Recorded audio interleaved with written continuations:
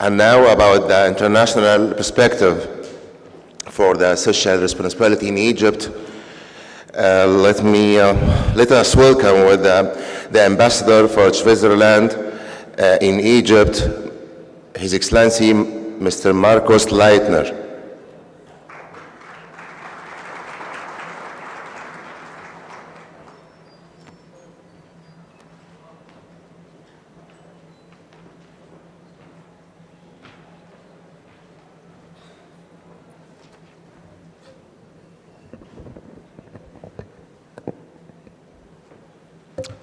Excellencies, ladies and gentlemen, thank you very much for inviting me to this important conference today. I think it's a great topic and an important issue, this cooperation between state and civil society with business and the role of business in there. That's why I'm very pleased to see a major Swiss company as part of the sponsors here, which speaks to the Swiss companies' engagement here in Egypt.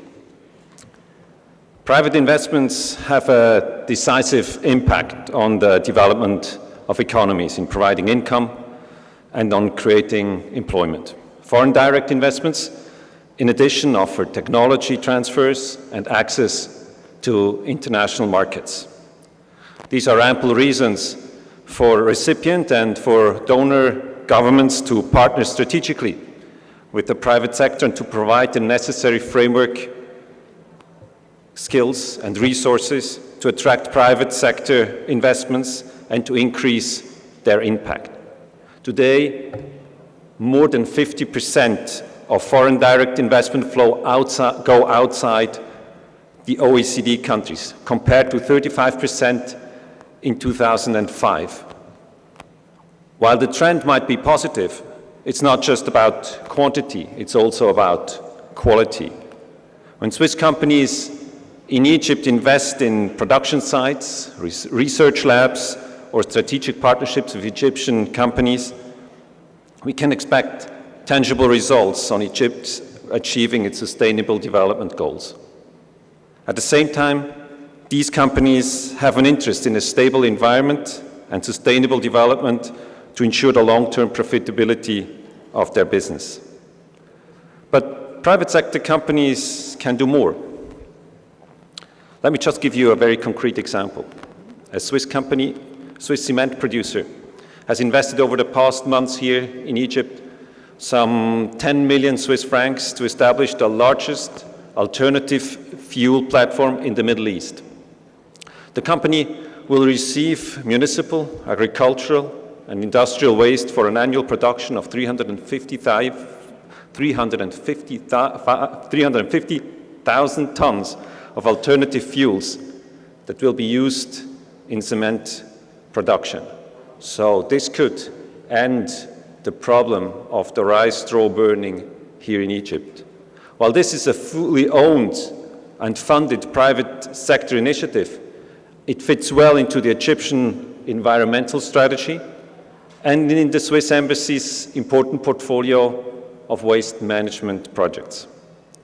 For donor countries such as Switzerland, cooperation with the private sector helps to leverage the impact of projects, to make them more sustainable, and to meet market needs. At the same time, it is important to underline that partnering is not an objective in itself, but a means of reaching sustainable growth and the reduction of poverty and disparities. We share information and knowledge for joint innovative solutions. We leverage financial resources and mobilize know-how from the private sector. We influence the behavior of companies by encouraging positive business practices. For the private sector, the cooperation with the public sector must be part of their business model. Private firms improve their own working practice and invest in new ideas or new approaches to maintain or conquer new markets.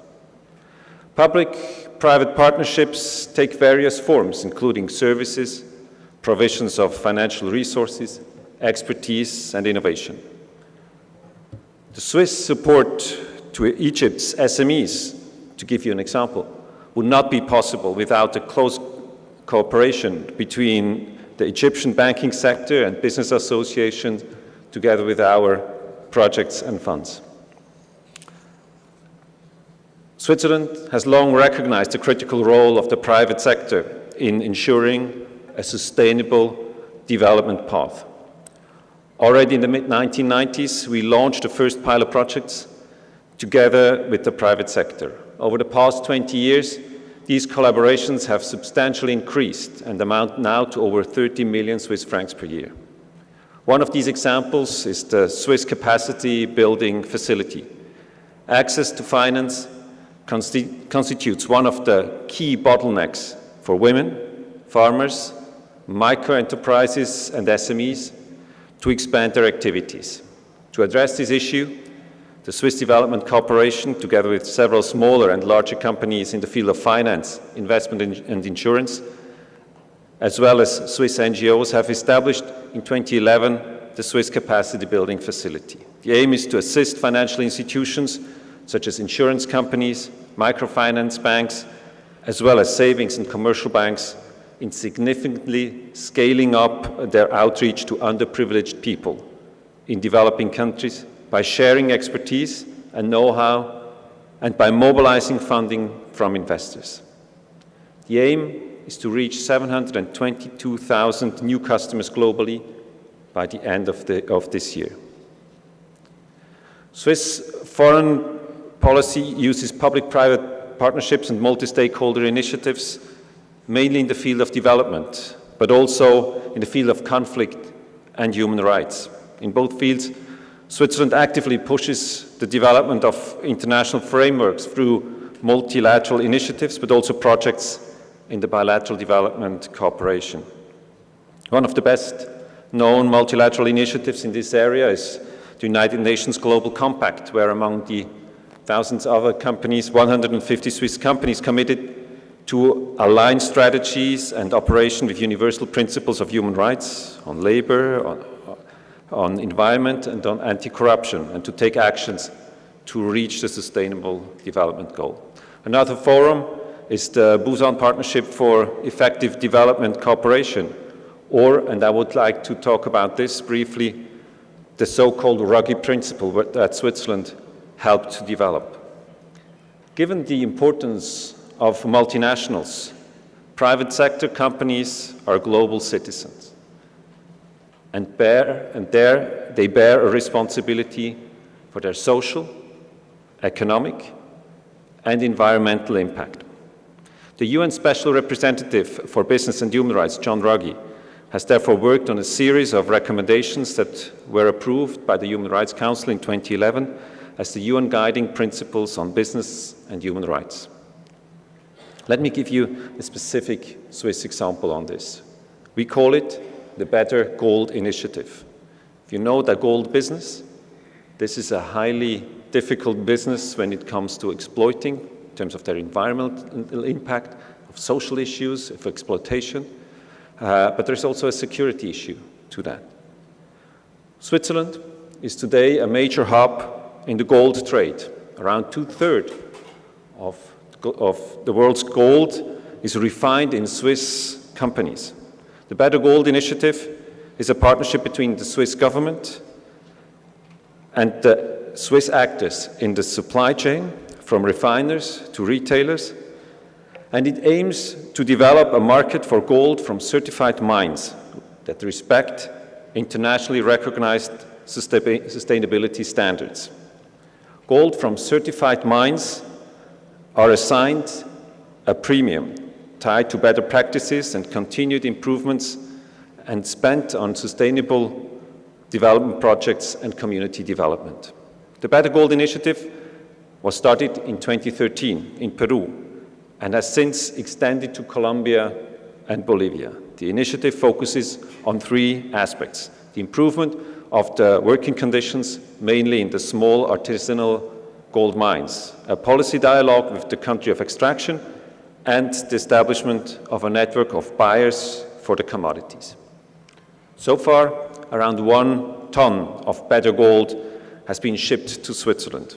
Experts believe that there is a potential to increase the trade of sustainably produced gold to around 5 to 10 tons yearly. So compared with the 140 tons that we import from Peru, this seems to be little and brings us to the central point of the debate currently in regards to multi-stakeholder initiative. Some feel that we should have more binding legal requirements for companies. Others prefer to limit the initiatives to incentives governed by self-regulation. Switzerland has always opted for a smart mix between voluntary and binding principles. To sum it up, some of the world's largest multinational companies have their headquarters in Switzerland. Therefore, my country can play and has to play an important role in encouraging companies to take their responsibility for their social, economic, and environmental impact. We have set up a number of public-private development partnerships that not only benefit the recipient countries, but that also leverage our international cooperation project and that fit the company's business models. And I feel Egypt is particularly well placed to take advantage of such multi-stakeholder initiative. Thank you very much. I wish you every success with your conference.